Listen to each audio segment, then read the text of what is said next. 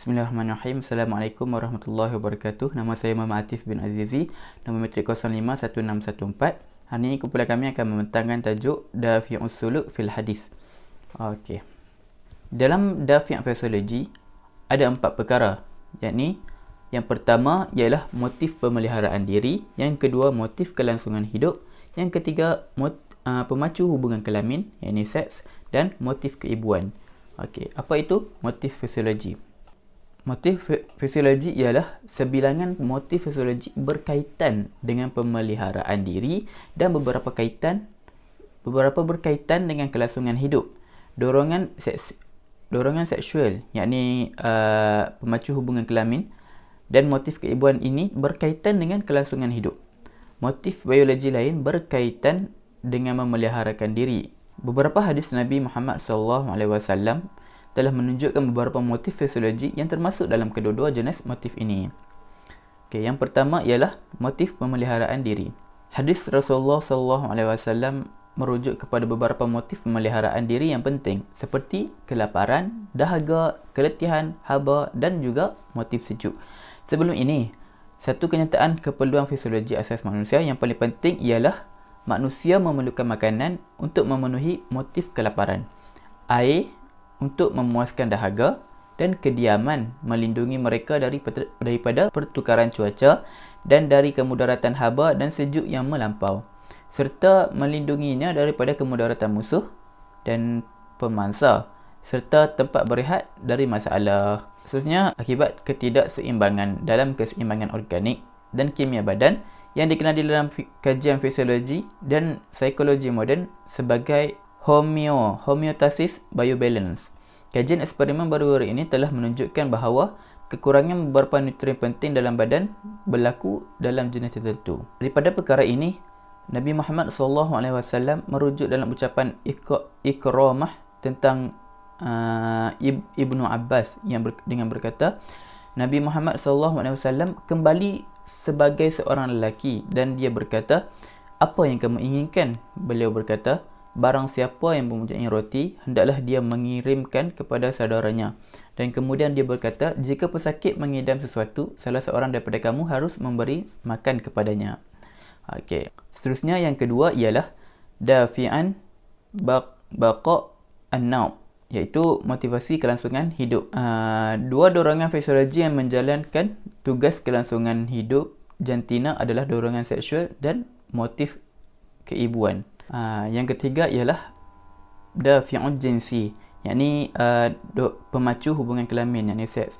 Dorongan seks melakukan fungsi penting dalam kehidupan manusia dan haiwan dan juga haiwan. Ini dapat menghubungkan lelaki dan wanita masing-masing sehingga terbentuknya sesebuah keluarga.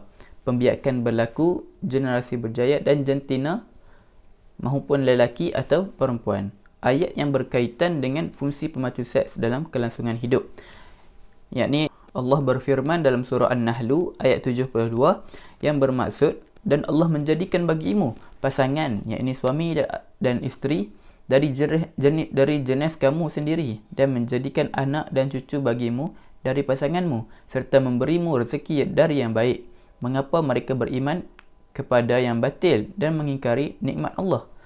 Seterusnya dalam surah An-Nisa ayat 1 yang bermaksud, "Hai sekalian manusia, bertakwalah kepada Tuhanmu yang telah menciptakan kamu dari seorang diri, dan daripadanya Allah menciptakan isterinya, dan daripada keduanya Allah memperkembang biakkan laki-laki dan perempuan yang banyak, dan bertakwalah kepada Allah yang dengan mempergunakan namanya kamu saling meminta satu sama lain, dan peliharalah hubungan silaturahim. Sesungguhnya Allah selalu menjaga dan mengawasi kamu." Rasulullah SAW menggesa dan mendesak umat Islam untuk berkahwin. Rasulullah SAW bersabda yang bermaksud, "Nikah itu sebahagian daripada sunnahku. Orang yang tidak mahu beramal, yakni kerana benci, maka dia bukan daripada kalanganku. Kahwinlah kamu, kerana aku bangga dengan umatku yang ramai. Siapa yang ada kemampuan, bernikahlah. Maka siapa yang tidak mampu, hendaklah kamu berpuasa." Mempunyai anak adalah rahmat dan rezeki daripada Allah Subhanahu Wa Taala yang memberi keseronokan dan rasa bersyukurnya kepada ibu bapa dan mengisi mereka dengan kegembiraan dan kebahagiaan. Yang terakhir ialah motif keibuan. Dorongan ibu jelas kelihatan dalam kasih sayang, kelembutan, kebaikan dan perhatian ibu kepada anak-anaknya. Tingkah laku ibu juga jelas terlihat pada haiwan pada umumnya dan pada mamalia khususnya, di mana ibu-ibu pada haiwan berkelakuan menyusu, menjaga, mempertahankan perilaku bawaan mereka yang semula jadi. Rasulullah SAW memberi contoh motif keibuan seperti burung betina dengan minat yang mereka tunjukkan dalam menjaga dan membela anak mereka dan kegelisahan yang mereka tunjukkan jika anak mereka jatuh sakit. Rasulullah SAW juga merujuk kepada kesusahan dan keperitan yang ditanggung oleh ibu ketika mengandung, melahirkan, menyusui, mengawasi anak-anaknya dan merawat mereka. Itu saja daripada saya. Kita sambung kepada pembentang yang kedua. Sekian. Assalamualaikum warahmatullahi wabarakatuh. Assalamualaikum warahmatullahi wabarakatuh. Nama saya Muhammad Zahid bin Ahmad Makin, nombor matrik 051676. Baiklah, hari ini saya akan membincangkan tentang ad-dawafi' an-nafsiyah wal ruhiyah, yang bermaksud motif ataupun tujuan psikologi dan rohani. Baiklah, sebetulnya walid insan aidan dawafi' nafsiyah wal ruhiyah la tartabat bi saddi hajatihi bidiniyah kad-dawafi' al-fisiologi. Maksud di sini, manusia mempunyai motif atau tujuan psikologi dan spiritual yang tidak berkaitan dengan keperluan fizikalnya seperti motif fisiologi dan tidak berkaitan dengan pemeliharaan diri dan kelangsungan hidup, dan semata-mata hanyalah untuk memenuhi keperluan psikologi dan rohani. Jika tiada tujuan psikologi dan spiritual ini, maknanya manusia tidak akan mendapatkan keamanan dan kebahagiaan. Jadi antara motif ataupun tujuan psikologi dan rohani yang paling penting iaitu motif keagamaan. Baiklah, motif keagamaan iaitu dafi' at-tadayyun. Inna fil insan isti'dadan fitriyan li ma'rifatillah subhanahu wa ta'ala wal imani bihi wa tawahidihi wa taqarrub ilaihi bil ibadah wal iltija' ilaihi wal isti'anah bihi indama tahitu bihi al-ikhtar. Wa qad asyara al-Qur'anul Karim ila asal fitri li dafi' at-tadayyun fi qouli ta'ala. Maksud di sini, manusia secara semula dia memang untuk mengenal Tuhan dengan percaya kepadanya, menyatukannya, dekat dengan diri kepadanya dengan menyembah dan meminta pertolongan ketika bahaya menyelubungi dirinya. Oleh itu Allah telah berfirman dalam ayat yang seterusnya, fa'akim wajhaka lid-din hanifan fitratallahi allati fataran nasi 'alaiha la tabdila li khalqillahi dhalika ad-dinul qayyim walakin aktharan nasi la ya'lamun. Yaqulu Qurtubi fi tafsir hadhihi al-ayah inna fi khalaqil insan wa tabi'ah takawwanahi isti'dadan fitriyyah li idrak badi'i makhluqatillah wal istidlal minha ala wujudillah wal imani bihi wa tauhidihi. Dalam penafsiran ayat ini, Imam Qurtubi telah menafsirkan bahawa segala penciptaan manusia dan sifat pembentukannya adalah semula jadi untuk melihat makhluk Tuhan yang indah dan menyimpulkan diri mereka ada dengan adanya Tuhan. Rasulullah SAW juga telah bersabda, telah menjelaskan yang apabila seorang dilahirkan memang secara naluri dan dengan agama yang benar.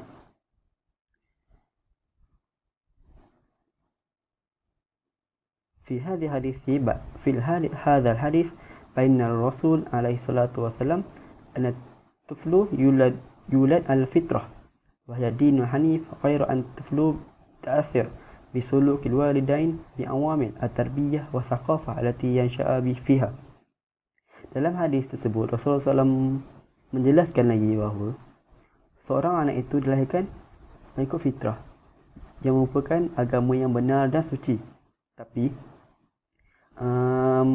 ibu bapa dan faktor asuhan ialah pengaruh kepada seorang anak tersebut. Ibu bapa boleh menghakiminya, menyokongnya atau menyentuhnya sehingga boleh melemahkan kesan kepada anak tersebut. Rasulullah SAW qala fi hadis kullu nasmah tuladu ala fitrah hatta ya'ramu anha lisaniha fa abawahu yahudaniha wa yansuranaha akhar. Setiap jiwa dilahirkan pada naluri sehingga diluahkan oleh lidahnya. Jadi orang tuanya adalah orang Yahudi dan nyokongnya.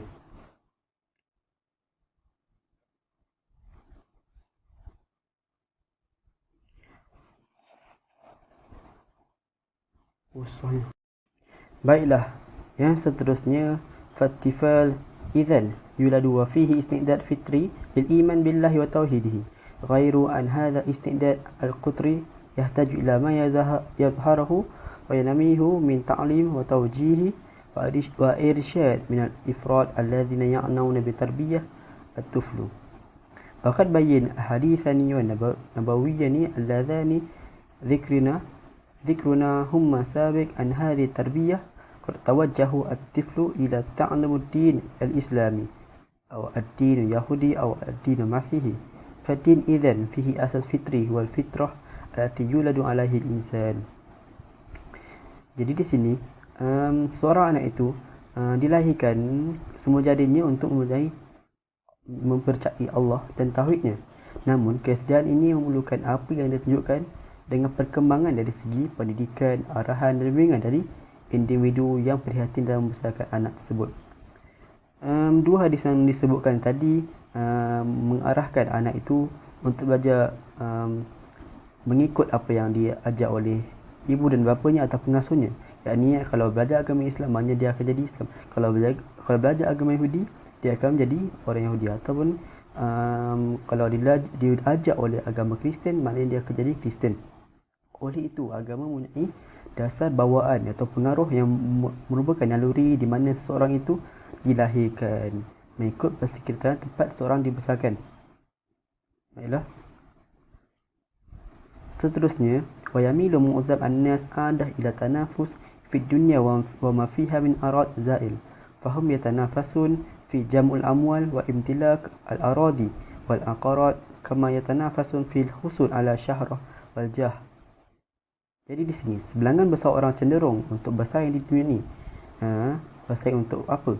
Untuk mengumpulkan wang, untuk memiliki tanah, untuk memiliki harta. Tetapi ketika mereka bersaing itu untuk mendapatkan kemasyhuran dan prestij, sebenarnya Rasulullah SAW membebaskan umat Islam dari persaingan di dunia ini, kerana ini adalah semacam persaingan yang patut dielakkan kerana boleh menimbulkan kebencian dalam jiwa dan juga mampu untuk memutuskan ikatan silaturahim antara kaum-kaum muslimin. Di samping itu, perkara ini juga boleh menjauhkan mereka dari untuk zikrullah, untuk mengingati Allah. Bahkan Rasulullah SAW yashda'u al-muslimin aidan ala tanafus fil qiyam bil amal mufidah allati taqawi fihim roh al-farusiyah wal butulah. Bahkan yashda'u ala tasabiq bil khair bal kana yashtarik wa nafsahu ala salatu wasallam fi dhalik. Rasulullah SAW jika mendorong umat Islam untuk bersaing macam mana? Rasulullah juga menggalakkan umatnya untuk bersaing, tapi bersaing macam mana? Bersaing untuk perbuatan yang bermanfaat supaya mereka ada semangat kesubanan dan kepahlawanan. Seterusnya, wa asyar Rasul aidan ila hubbul insan ila tamluk al-mal. Rasulullah SAW juga menyebut cinta manusia itu adalah jika mempunyai wang. Fa'anna Anas bin Malik wa anna Rasulullah sallallahu alaihi wasallam qala. Diriwayatkan bahawa Anas bin Malik mengatakan bahawa Rasulullah SAW bersabda, walau kana ibnu Adam wa adiyan min dhahab yahubbu an yakun lahu thalath wala yamla jawf ibnu Adam ila turab wa yatubullah ala man taba. Sekiranya anak Adam itu memiliki 2 emas, jadi dia akan hendak ataupun hendak memiliki yang ketiga emas, dan dia tidak akan mengisi lubang anak Adam kecuali dengan kotoran. Tuhan bertaubat dari siapa yang bertaubat. Itu saja daripada saya. Assalamualaikum warahmatullahi wabarakatuh. Bismillahirrahmanirrahim. Assalamualaikum warahmatullahi wabarakatuh. Saya Muhammad Iqbal bin Ahmad Adnan daripada Ijazah Sarjana Muda Dakwah semester 7. Jadi pada hari ini, insya-Allah saya akan membincangkan berkaitan dengan dua topik yang cukup sinonim dengan kita pada hari ini. Baiklah, topik yang pertama adalah berkaitan dengan hubungan antara gerak hati atau perasaan dan emosi. Jadi dalam perkara ini, apakah hubungan antara perasaan dan emosi? Untuk memberi lebih kefahaman, kita akan lihat kepada contoh. Apabila seorang itu lapar, maka akan datang emosi yang tidak senang. Perasaan puas, gembira akan menyebabkan emosi yang menyenangkan. Maka, makan selepas berasa sakitnya dalam keadaan kelaparan akan disertakan dengan keseronokan dan kegembiraan. Iaitu, makan selepas berasa sakitnya. Maka, apabila kita makan, setelah kita berasa lapar apa semua tu, akan disertai dengan perasaan yang gembira lah.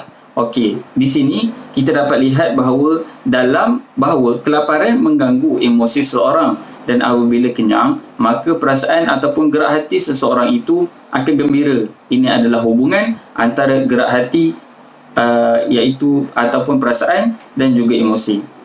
Kita akan teruskan kepada slide yang kedua.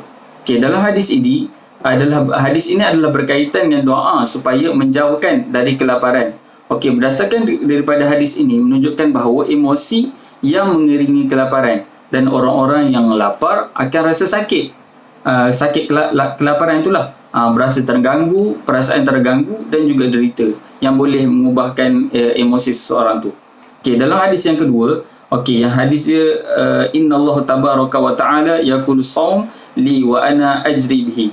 Itu adalah hadis tu. Yang pertama tadi, Allahumma inni a'udzubika minal jaw' tadi adalah hadis yang pertama, dan ini kita akan menghuraikan hadis berkaitan dengan hadis yang kedua. Maksud hadis ini adalah sesungguhnya puasa itu milik Allah dan akulah yang akan membalasnya, iaitu puasa ini ganjarannya diberikan oleh Allah. Bagi orang yang berpuasa, dia akan memperoleh dua kegembiraan. Dua kegembiraan. Apa kegembiraan tu? Yang pertama adalah kegembiraan ketika dia berbuka puasa. Itu adalah yang pertama. Dan yang kedua adalah kegembiraan ketika dia bertemu Tuhannya. Kita akan highlight kepada kegembiraan yang pertama ni sebab dia relate dengan topik kita pada hari ini. Maka hadis ini menjelaskan apabila seseorang berbuka puasa, maka akan datang perasaan gembira kerana hilangnya kesakitan dari lapar. Maka kita dapat tahu bahawa apabila kita berpuasa, kita akan rasa lapar, kita akan rasa dahaga, dan apabila kita berbuka, maka kita akan gembira lah, sebabnya kita dah boleh makan, dah boleh minum. Sebab tu hadis tu menyatakan macam tu. Jadi kita akan teruskan kepada slide yang ketiga, iaitu kepada topik yang baru, iaitu konflik antara perasaan. Topik dia as-sara' baina dawafi', iaitu konflik antara perasaan. Huraian daripada petikan ayat Arab ini, idza waqa'a al-insani, huraian daripada petikan ini adalah berkaitan dengan perasaan yang tidak menentu dan keliru kepada seorang manusia itu. Ada kalanya seorang manusia tidak tahu perasaan yang mana yang perlu diikuti. Adakah dia patut pergi ke A atau patut pergi ke B, sedangkan kedua-dua perasaan ini mempunyai daya tarikan dan kekuatan yang sama, sehingga individu tersebut tidak mampu untuk pergi ke salah satu perasaan yang perlu diikuti. Dia tak boleh bergerak lah, sebab dia tak tahu ke mana dia nak pergilah. Jadi kita akan teruskan kepada slide yang seterusnya. Rasulullah SAW menyifatkan konflik di atas tadi seperti yang dialami oleh orang munafik yang tidak tahu sama ada perlu untuk menyertai masyarakat Islam atau perlu untuk menyertai masyarakat kafir, dan menyamakannya dengan biri-biri yang tidak tahu kumpulan mana yang patut disertai. Slide yang seterusnya, konflik psikologi pada seorang manusia sering berlaku antara perasaannya, iaitu dengan memenuhi perkara-perkara seperti keperluan jasmani, seperti keinginan seksual, cita-cita, atau untuk memenuhi keperluan rohaninya. Perkara ini dijelaskan oleh Rasulullah SAW dalam hadis. Maksudnya, seseorang menyalakan api ketika suasana api tersebut sedang marak, maka rama-rama dan serangga mula jatuh ke dalam api. Tetapi saya berada di sana untuk menahannya. Tetapi mereka yakni rama-rama dan serangga tadilah, terjun ke dalamnya walaupun saya berusaha. Dan dia menambahkan lagi, itulah contohnya saya di sana untuk menahanmu dari api dan menyelamatkanmu daripada masuk ke dalamnya. Tetapi engkau terjun ke dalamnya walaupun saya sudah berusaha untuk menghalangmu dari masuk. Dalam hadis ini, gambaran yang teliti tentang konflik antara kehendak seksual dan godaan kehidupan duniawi atau boleh dikaitkan mengikut kehendak jasmani tadi, keperluan jasmani tadi tanpa menghiraukan keperluan rohani. Maknanya di sini melebihkan jasmani daripada rohani lah.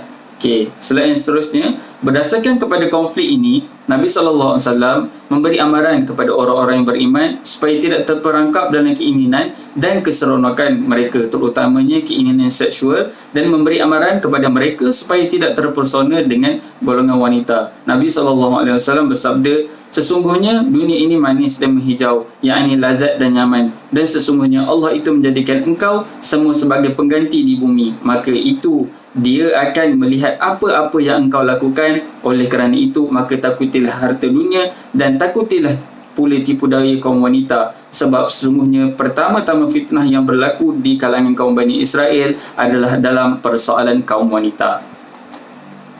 Dalam slide kali ini, iaitu slide ke-8, terdapat solusi untuk menangani konflik antara perasaan. Ahli psikologi moden telah mengkaji konflik antara perasaan dan berpendapat bahawa konflik ini boleh diselesaikan jika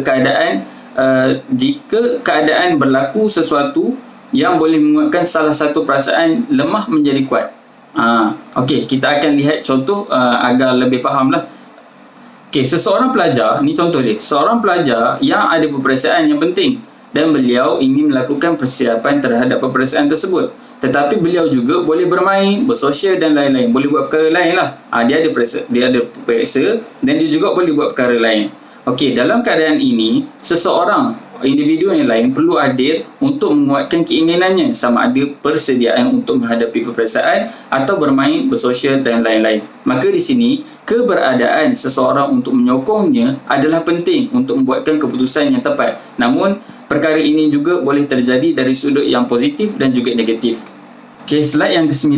Jika terdapat jika terdapat konflik antara dua perasaan, menyelesaikan konflik ini dengan mengabaikan salah satu gerak hati ataupun perasaan bukanlah penyelesaian yang benar untuk sesuatu konflik itulah. Okey, sebagai contoh, seseorang manusia hanya berseronok, dia mementingkan hanya kepada satu perasaan sahaja dengan berseronok dengan hal-hal keduniaan tanpa melakukan tuntutan agama untuk memenuhi keperluan rohaninya. Dan dia mengabaikan mengabaikan perkara berkaitan dengan rohani. Maka manusia tersebut tidak akan dapat merasai ketenangan fikiran. Okey, yang ke-10. Penyelesaian yang terbaik untuk konflik antara keperluan jasmani dan rohani manusia adalah dengan menyeimbangkan kedua-dua keperluan ini.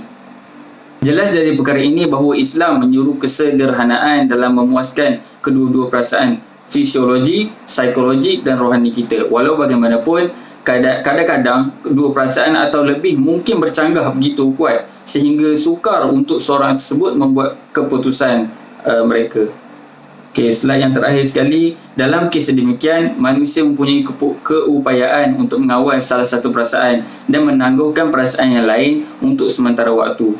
Dia juga boleh menggunakan beberapa kaedah yang membolehkan dia mengawal perasaan itu, iaitu dengan melemahkan kuatan perasaan mereka ke tahap yang munasabah, melemahkan perasaan yang lain lah. Dia kena utamakan satu perasaan dahulu dan menangguhkan perasaan yang lain tu, dia kena lemahkan sekejap supaya dia dapat mengelakkan merasakan keterukan konflik psikologi dan gangguan disebabkan perasaan tersebut. Jadi setakat itu saja daripada saya. Assalamualaikum warahmatullahi wabarakatuh. Bismillahirrahmanirrahim. Nama saya Muhammad Hafizuddin bin Khairi, nombor metrik 051674. Baiklah, saya akan menyambung dalam bab mengawal impuls. Impuls merupakan suatu keinginan untuk melakukan sesuatu secara tiba-tiba. Okey, Islam adalah agama naluri dan ajarannya tidak bertentangan dengan naluri manusia. Islam tidak menafikan motif asas manusia dan tidak menganggap dorongan seksual dengan pandangan gangguan dan penghinaan, dan juga tidak menuntut penolakan terhadap naluri ini. Tetapi Islam bagaimanapun tidak mengajar melepaskan kepuasan atas motif manusia tanpa sekatan melainkan menuntut untuk mengawal dan mengendalikannya dengan mengatur proses memuaskannya melalui dua kaedah. Okey, kaedah yang pertama, Islam mengajak kita untuk memenuhi motivasi kita dari jalan yang benar sahaja dan menjauhkan diri dari melakukan perkara yang terlarang. Dan Islam mengajak kita untuk sentiasa dalam kesederhanaan dalam memenuhi kemahuan kita dan melarang kita dari menjadi boros dalam sesuatu hal. Perkara ini pengarang sudah menanganinya dalam buku Al-Quran dan Psikologi. Metod yang ditunjukkan oleh Al-Quran dalam mengarahkan orang-orang untuk mengatur kepuasan dasar mereka dengan dua kaedah ini. Dan dia menyebut banyak ayat yang merujuk kepada perkara itu. Rasulullah juga mengatur kepuasan naluri kita dengan dua kaedah ini. Okey.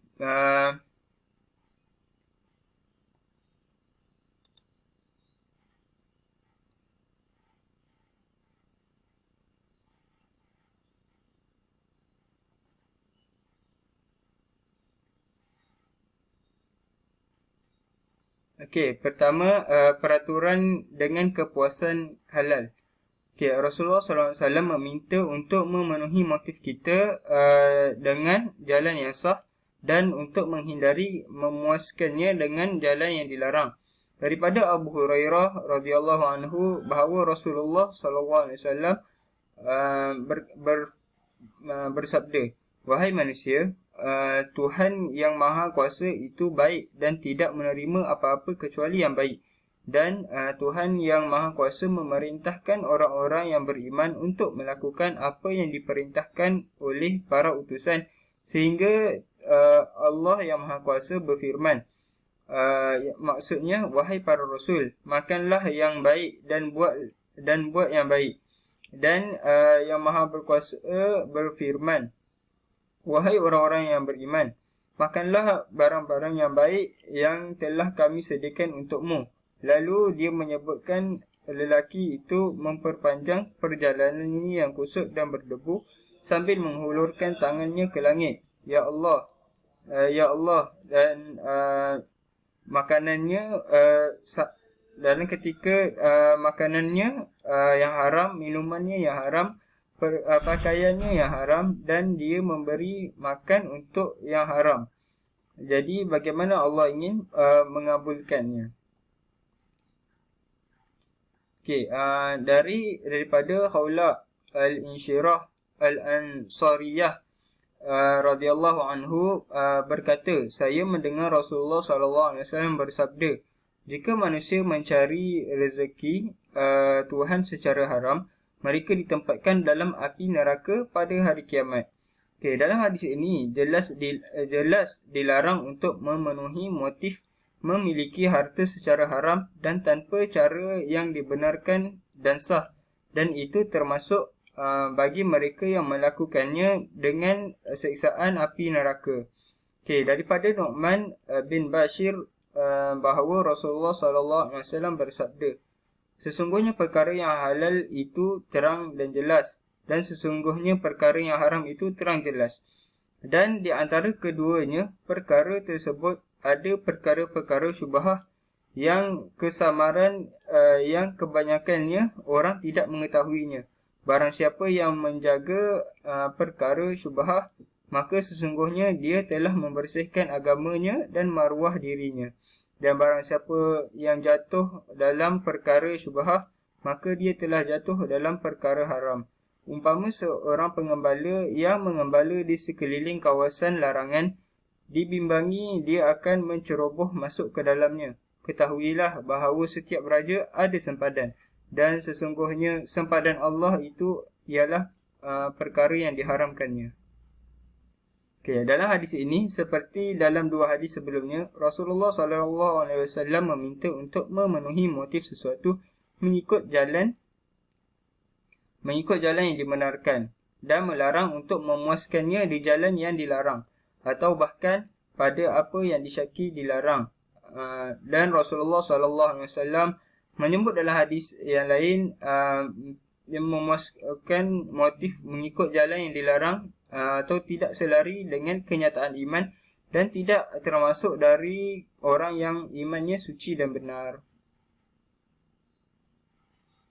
Daripada Abu Hurairah radhiyallahu anhu bahawa Rasulullah sallallahu alaihi wasallam bersabda, seseorang tidak berzina ketika dia berzina ketika dia beriman, dan pencuri tidak mencuri ketika dia mencuri semasa dia beriman, dan dia tidak meminum arak ketika meminumnya ketika dia beriman, dan juga dia tidak merampas kehormatan. Bagi seseorang yang mempunyai kepercayaan yang kuat dan ikhlas, kepercayaannya adalah menghindari melakukan dosa seperti percabulan, pencurian dan minum arak. Adapun siapa yang melakukan dosa-dosa ini, imannya tidak cukup untuk menghalangnya daripada melakukan dosa-dosa itu. Seterusnya bab peraturan dengan tidak terlalu rumit.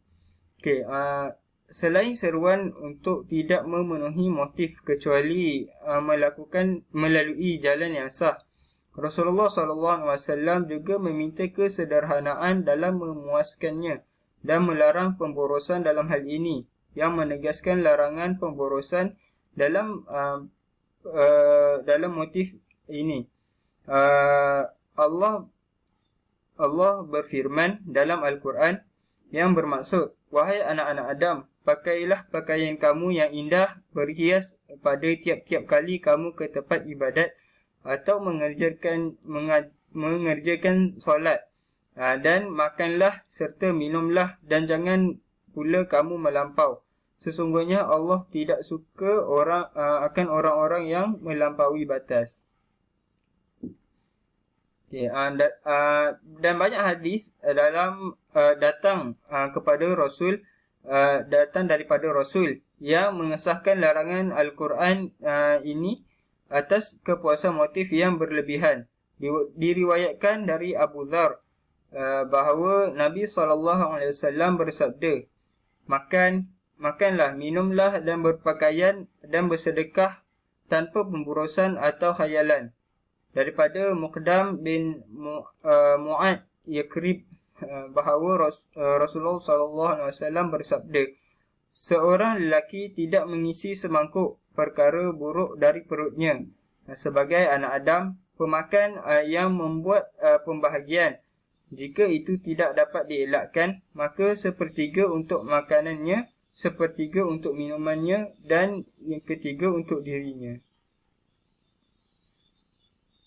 Dalam dua hadis ini, Rasulullah SAW melarang makan, minum dan berpakaian yang berlebihan. Makanan yang membekalkannya dengan apa yang dia perlukan dari tenaga yang membolehkan hidup dalam keadaan sihat dan membantunya melakukan pelbagai tugas dalam kehidupan sehariannya, dan jika melebihi dari keperluan tubuh dari makanan, berubah menjadi lemak yang meningkatkan berat badan orang itu, memperlambat kelajuan pergerakannya, membantu dengan cepat merasakan keletihan, dan membuatnya bersedia untuk terdedah untuk dijangkiti pelbagai penyakit.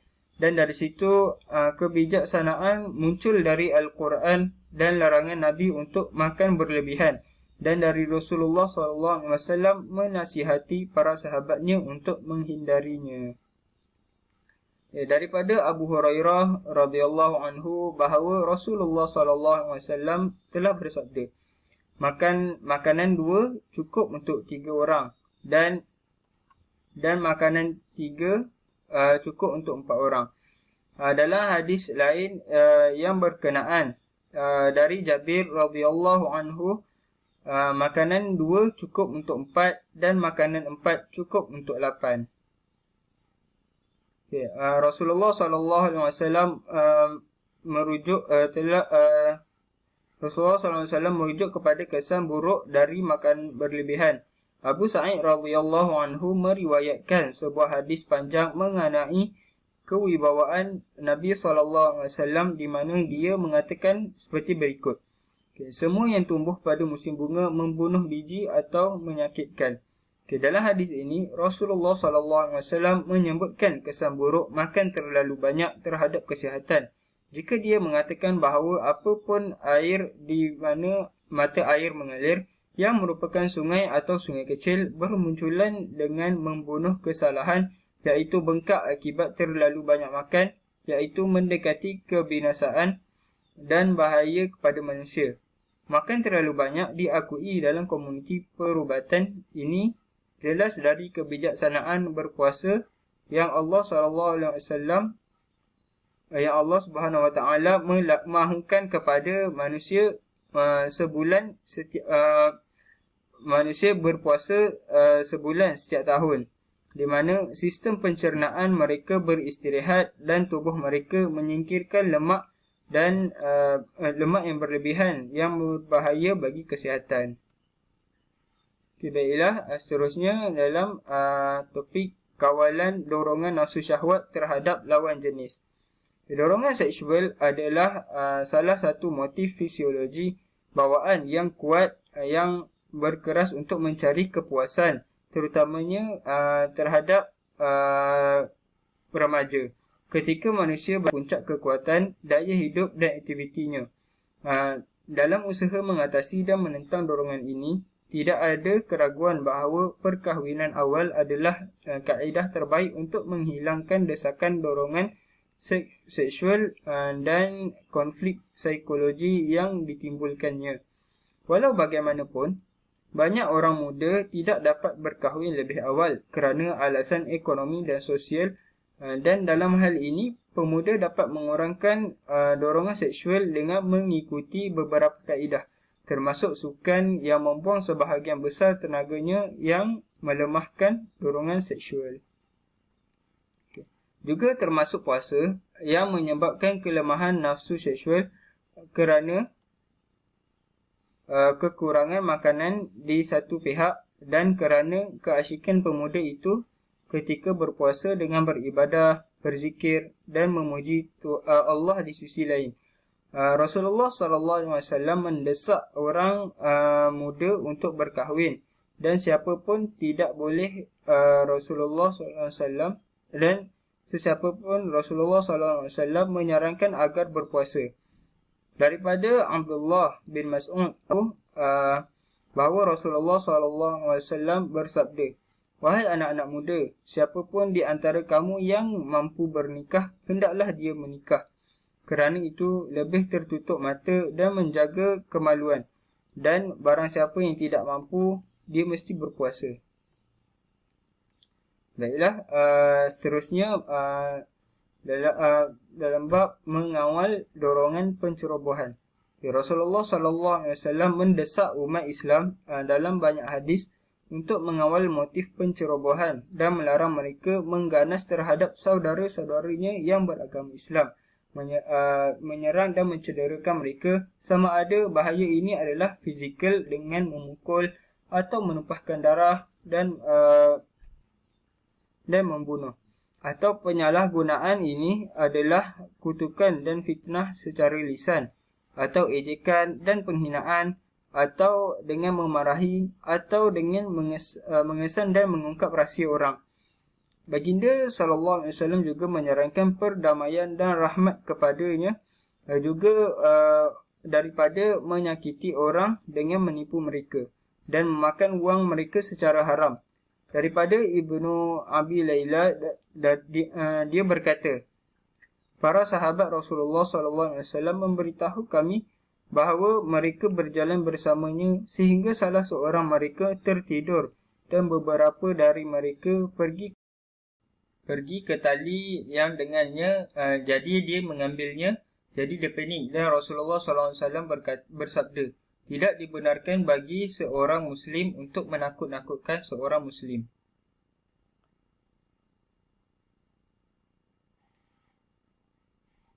Dari Abu Darda radhiyallahu anhu bahawa Nabi Muhammad SAW bersabda, "Tidak ada yang lebih berat dalam timbangan orang beriman pada hari kebangkitan daripada akhlak yang baik. Dan sesungguhnya balasan Allah amat keras pada orang yang keji dan degil." Daripada Abu Hurairah SAW bersabda, Seorang Muslim adalah saudara kepada Muslim yang lain, tidak mengkhianatinya, tidak juga membohonginya, atau tidak mengecewakannya. Setiap Muslim dilarang mencabuli seorang Muslim terhadap kehormatan, harta dan darahnya.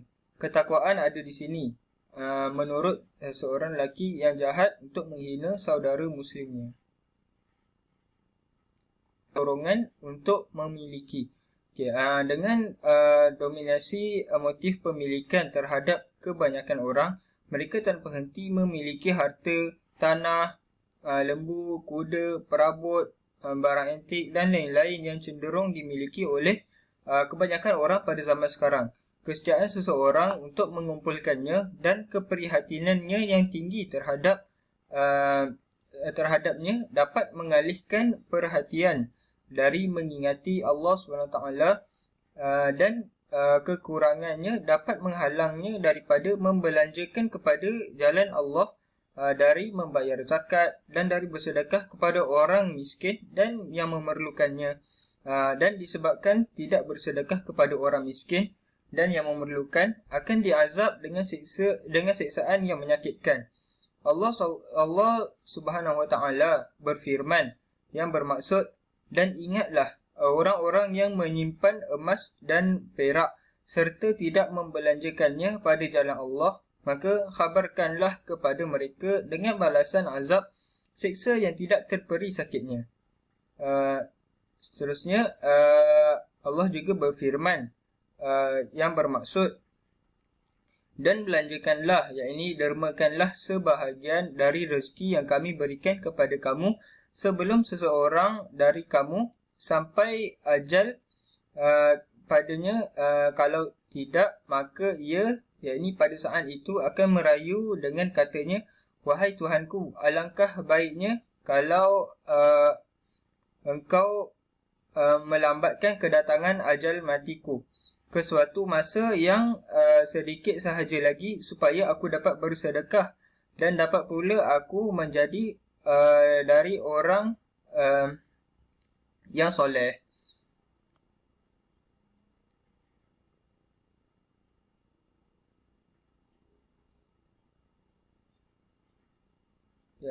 Sebenarnya juga diberitakan tidak ada hari ketika hamba diiringi dua malaikat yang turun dan salah seorang dari mereka berkata, Ya Allah, berikan pemberian yang tidak diketahui, dan yang lain berkata, Ya Allah, palingkan kami. Dalam hadis ini ada panggilan untuk kemurahan hati, dan kemurahan hati bersedekah kepada yang memerlukan, yang miskin dan yang memerlukan, dan peringatan untuk menentang sifat kedekut dan menjauhkan diri dari menghabiskan harta demi Tuhan dan untuk kebaikan orang dan masyarakat.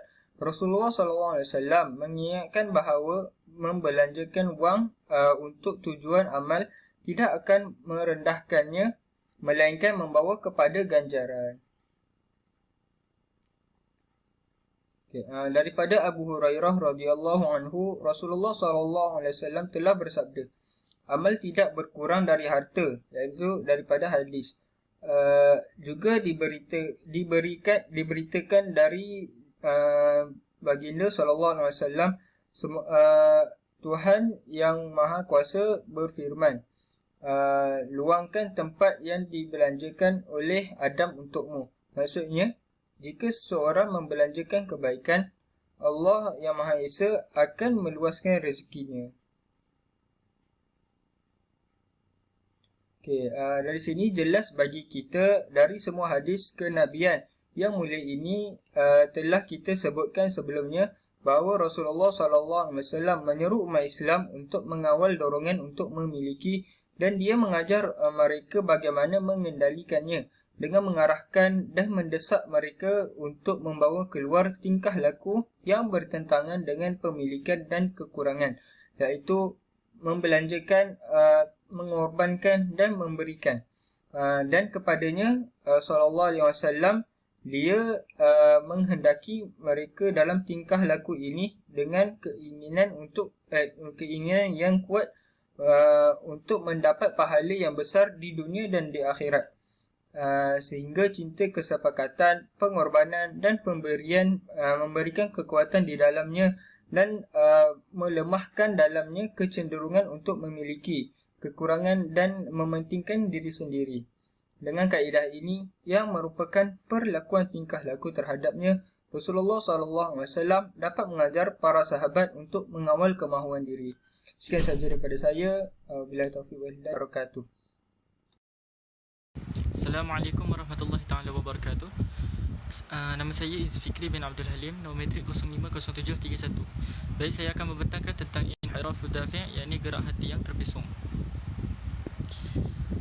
Baiklah, kebijaksanaan ilahi memerlukan penciptaan motif fisiologi bawaan dalam motif psikologi dan kerohanian pada kehidupan secara umum untuk mendorong mereka melakukan pelbagai aktiviti yang diperlukan untuk memenuhi keperluan asas penjagaan diri dan kelangsungan hidup sesuatu jenis kehidupan. Kebijaksanaan ilahi juga merupakan penciptaan motif psikologi dan spiritual pada manusia, khususnya untuk memenuhi keperluan asas psikologi dan spiritual untuk mencapai keharmonian dan kebahagiaan psikologinya itulah. Namun, seseorang mungkin terdedah semasa didikan sosialnya terhadap beberapa keadaan, faktor ataupun pengalaman yang sangat mempengaruhi perjalanan dan perkembangan psikologi dan sosialnya, dan membuatkan pembelajaran yang ini suatu kaedah baharu yang memenuhi motifnya, yang menimbulkan banyak kerosakan fizikal dan psikologi kepada seseorang. Semua motivasi yang kita dapat diubah di bawah pengaruh faktor pembelajaran. Manusia belajar mengawal dan mengawal dorongannya, dan inilah yang biasanya bertujuan oleh pendidikan. Namun seseorang juga dapat belajar dalam keadaan dan pengalaman khusus yang tidak sesuai untuk memuaskan motivasinya dengan kaedah yang tidak normal ataupun tidak biasa dan tidak dapat diterima. Sekiranya motif dan kecenderungan seorang itu tidak didisiplinkan sejak usia muda, maka mereka mungkin menyimpang dari arah fitrah mereka sendirilah. Motif fisiologi bawaan, misalnya yakni dawafi al-fisiologiyah al-fitriyah. Contohnya bertujuan untuk terutamanya untuk memenuhi keperluan asas yang diperlukan untuk menjaga diri dan kelangsungan hidup. Namun mungkin terjadi dalam keadaan yang khusus dalam sosialisasi individu bahawa beberapa motif ini menyimpan dari tujuan semula jadi mereka, sehingga tujuan mereka menjadi hanya untuk mendapatkan kesenangan dan iaitu kepuasan psikologinya ataupun motif menjadi tujuannya sendiri kerana kesenangan dan kesenangan yang menyertainya, dan itu bukan alat untuk memelihara diri atau kelangsungan hidup. Sebagai contoh, makan boleh jadi suatu tujuan bagi setengah orang, dan ia menjadi sumber keseronokan dan kesenangan mereka dalam hidup. Dan itulah sebabnya kita melihat mereka yang makan banyak dan mereka makan makanan mereka dengan penuh semangat dan makan malam, yang menyebabkan banyak kerosakan pada kesihatan fizikal mereka. Maksudnya, jika mereka makan ni menjadi tujuan dalam kehidupan mereka, maka mereka akan makan mengikut hawa nafsu mereka, sehingga fizikalnya tidak terjaga akibat daripada melantak seseorang itu makanan. Oleh itu, motif kelaparan diketepikanlah, dan bukannya membawa kepada penjagaan diri, bahkan dia menjadikan menjahanamkan diri sendiri. Begitu juga motivasi boleh beralih untuk memiliki wang untuk beberapa orang. Maksudnya sebab asalnya kita makan ni hanya untuk menghilangkan lapar, tapi disebabkan kita menjadikan makanan itu sebagai satu tujuan, maka kita makan untuk menjaga kesihatan tu diketepikanlah. Kita tak menjaga kesihatan tubuh badan kita. Sebagaimana halnya dalam makanan, begitu juga dalam wang, yakni duit lah. Memiliki wang menjadi tujuan sendiri, bukan cara. Jadi kita melihat mereka bersaing kuat untuk memiliki wang dan penimbunannya, dan mereka tidak membelanjakannya untuk membina semula tanah dan untuk apa yang mereka manfaatkan kepada mereka dan orang-orang kembali ke masyarakat dengan manusia yang baik. Maksudnya di sini wang itu sepatutnya bertujuan untuk kita membangunkan diri kita ataupun survive dalam kehidupan ni, ataupun memberi manfaat kepada masyarakat dan orang sekeliling. Salah satu motif fisiologi manusia yang paling penting terdedah kepada penyimpangan adalah dorongan seksual. Ahli psikologi dan moden telah mengkaji banyak jenis penyimpangan seksual yang berlaku dalam kalangan manusia. Oleh itu, Sigmund Freud misalnya mengkaji banyak jenis penyimpangan seksual dan berusaha menjelaskan sebab-sebabnya berdasarkan teorinya mengenai tahap perkembangan psikoseksual pada anak dan pengalaman istimewa yang dihadapi sehingga menyebabkan pengukuhan dan penstabilan beberapa peringkat perkembangan psikoseksual kanak-kanak. Fiction boleh berlaku pada beberapa individu pada tahap oral, tahap dubur atau pada tahap zakar yang menjadikan kepuasan seksual bagi mereka yang mengambil gambaran yang tidak normal. Jadi sebagaimana makanan, wang, begitu jugalah seksual. Seksual ni juga boleh tersimpang jauh jika kita tidak menjaganya lah. Anak itu juga boleh menghadapi beberapa pengalaman khas yang menghubungkan keseronokan seksual dan kepuasan seksual dengan perkara atau tindakan yang tidak normal. Contoh penyimpangan seksual yang sesat ini adalah apa yang dikenali sebagai fetishism, iaitu memperoleh keseronokan seksual dari keterikatan dengan perkara yang digunakan oleh anggota yang lawan jenis seperti pakaian atau bahagian badan mereka seperti rambut atau kaki. Di antara penyimpangan ini adalah juga apa yang dikenali sebagai pandangan seksual, iaitu keseronokan seksual daripada hanya melihat badan telanjang atau perbuatan seksual. Juga antara penyimpangan ini adalah persembahan yang merupakan keseronokan seksual seseorang yang menunjukkan ketelanjangannya atau meminjamnya. Salah satu contoh seksual yang tersimpang ialah fetish lah. Contohnya dia terasa terangsang apabila melihat kepada pakaian ataupun melihat pada rambut ataupun pada kaki dan sebagainya lah. Sebenarnya penyimpangan seksual adalah perkara biasa dalam kalangan kebanyakan masyarakat manusia. Antara penyimpangan seksual yang biasa berlaku ialah homoseksual, kecenderungan seorang untuk melakukan hubungan seksual dengan individu yang sama jantina. Itu maksud homoseksual. Yang disebut liwat antara lelaki dan lesbianism antara wanita. Al-Quran merujuk kepada homoseksual yang tersebar luas dalam kalangan masyarakat Lut, dan itulah sebabnya ia disebut sebagai homoseksual yang berkaitan dengan mereka. Yang ni penyimpangan seksual yang famous dalam kalangan masyarakat kita sekarang ialah homoseksual, lesbianism, dan perkara ini pernah dilakukan oleh kaum Lut. Dalam firman Allah Subhanahu Wa Taala, a'udzubillahi minasyaitonirrajim, wa lutan id qala liqaumihi atatuna al-fahisha ma sabaqakum biha min ahadin minal alamin innakum latatuna ar-rijal syahwatan min dunin nisa bal antum qaumun musrifun. Maksudnya, sesungguhnya kamu mendatangi lelaki untuk memuaskan nafsu syahwat kamu dengan meninggalkan perempuan. Bahkan kamu ini adalah kaum yang melampaui batas.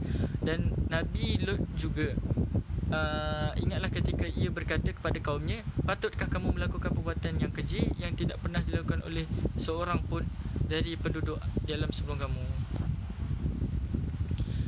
Seterusnya, a'udzubillahi minasyaitonirrajim, atatuna dzukrana minal alamin wa tazaruna ma khalaqalakum rabbukum min azwajikum bal antum qaumun adun. Patutkah kamu melakukan hubungan jenis dengan lelaki dari kalangan manusia dan kamu tinggalkan apa yang diciptakan oleh Tuhan kamu untuk kamu melakukan hubungan yang halal dari badan isteri-isteri kamu orang-orang yang bersalah, bahkan kamu adalah kaum yang melampaui batas kerana keinginan kebanyakan haiwan. Dalam hadis juga Nabi merujuk kepada penyelungan seksual ini. Rasulullah SAW memperingatkan umat manusia tentang hal ini dan mengutuk mereka yang melakukan pekerjaan umat Lut, kaum Lut. Dia juga memperingatkan agar tidak melakukan hubungan seksual dengan binatang buas dan mengutuk mereka yang melakukannya. Diriwayatkan dari Jabir, Rasulullah SAW berkata, sesungguhnya termasuk yang paling aku khawatirkan atas umatku adalah amal kaum Lut, yang ini homoseksual dan sebagainya. Daripada Ikrimah bin Abbas bahawasanya Rasulullah SAW dan dalam hadis yang panjang, Allah melaknat orang yang menyetubuhi binatang, Allah melaknat orang yang perhatikan perbuatan kaum Lut. Rasulullah mengucapkan sampai 3 kali.